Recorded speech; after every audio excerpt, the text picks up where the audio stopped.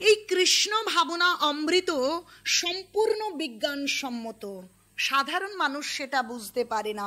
সাধারণ মানুষ সকালবেলায় ঘুম থেকে উঠে জড়তা কাটানোর জন্য, শরীরকে চনমনে করবার জন্য চা, কফি এবং নানা নেশার বস্তু গ্রহণ করে। কিন্তু কৃষ্ণ ভক্তরা ব্রহ্ম মুহূর্তে স্নান করে উঠে তিলক পরিধান করে। অনামিকা আঙুলের সাহায্যে তিলক এই চোখের মাঝখানে, দুই ভুরু যুগলের মাঝখানে ঊর্ধ্ব তিলক করেন।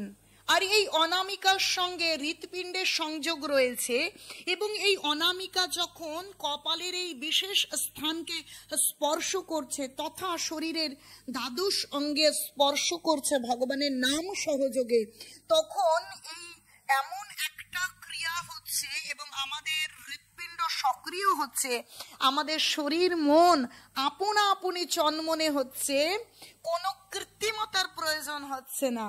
তাই হে ভক্তগণ, আপনারা চিন্তা করে দেখুন যে কৃষ্ণ ভাবনা অমৃত কতটা বিজ্ঞানসম্মত, যে তারা প্রত্যেক দিন দ্বাদশ সঙ্গে তিলক করেন। আপনারাও সকলে ব্রহ্মা মুহূর্তে ঘুম থেকে উঠে স্নান করে তিলক পরিধান করুন আর ভগবানের সেবা পুজো করুন। নিতাই গৌর প্রেমানন্দে। হরি হরি বল।